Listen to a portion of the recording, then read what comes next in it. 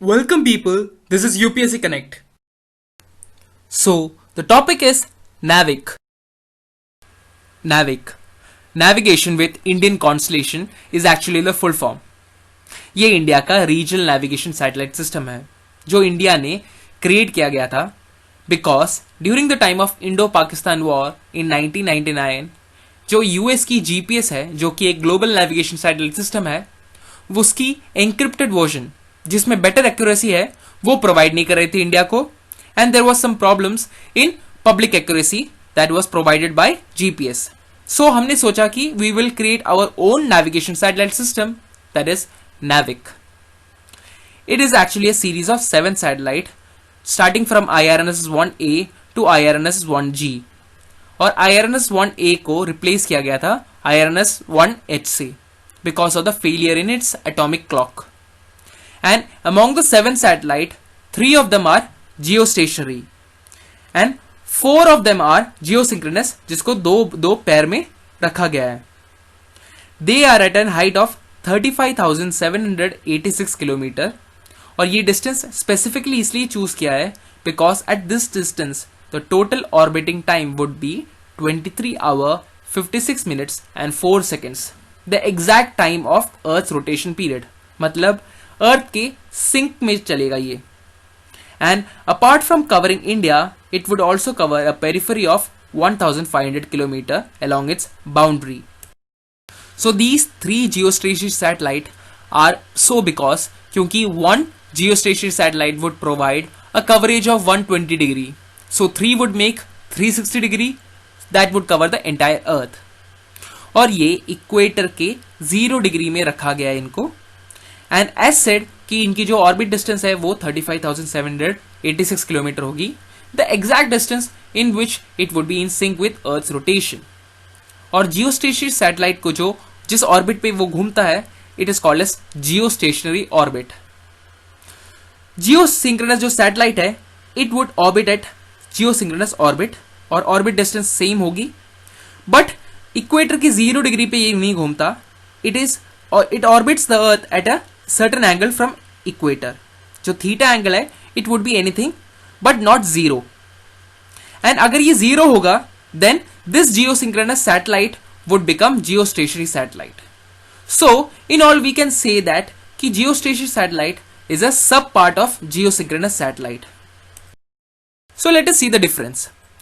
Geostationary और geosynchronous satellite first of all दोनों की altitude 35,786 किलोमीटर है और time period would be same also क्योंकि इस distance पे time period would be 23 hours 56 minutes and 4 seconds, the exact time duration of Earth's rotation. But geostationary की जो orbit है it is called as geostationary orbit या फिर GTO in short form. और geosynchronous satellite की जो orbit है it is geosynchronous orbit या फिर GSO.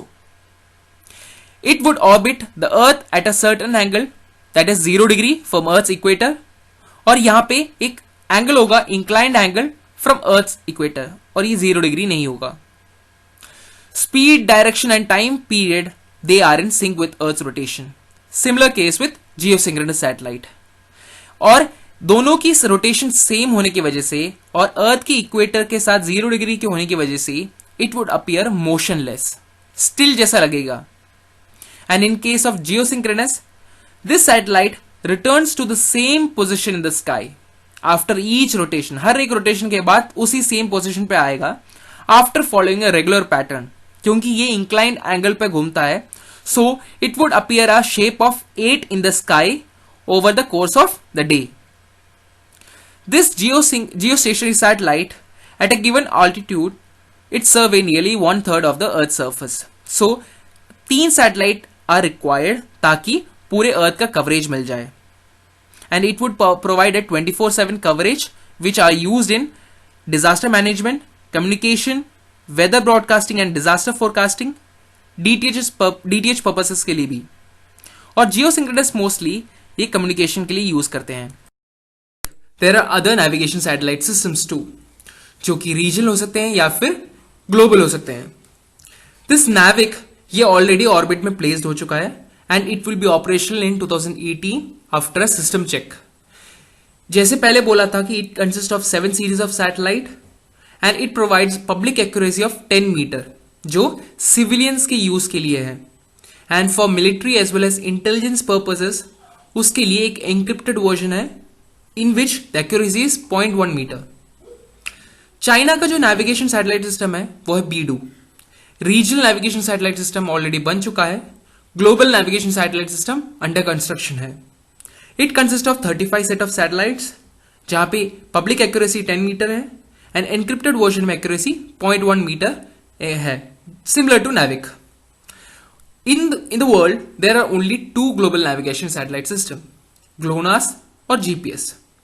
GLONASS रशिया का है, where it consists of 24 set of satellite और public accuracy है 4.5 to 7.4 मीटर, and GPS यहाँ पे 24 set of satellites है and public accuracy है 5 मीटर। Their encrypted accuracy के बारे में ज्यादा डिटेल्स पब्लिक के लिए अवेलेबल नहीं है। एंड द गैलीलियो वो है यूरोपियन यूनियन की रीजनल नेविगेशन सैटेलाइट सिस्टम। इसकी global satellites navigation satellite system under construction है, रीजनल बन चुका है, and it has the best public accuracy और that is of 1 metre and encrypted version में 1 सेंटीमीटर है।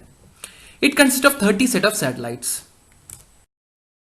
So that was all about this video. Thank you for watching it. If you like this video and want more explained content like this, then do like and share it. Subscribe to this channel and push the bell button to be the first one to get notifications for the upcoming videos.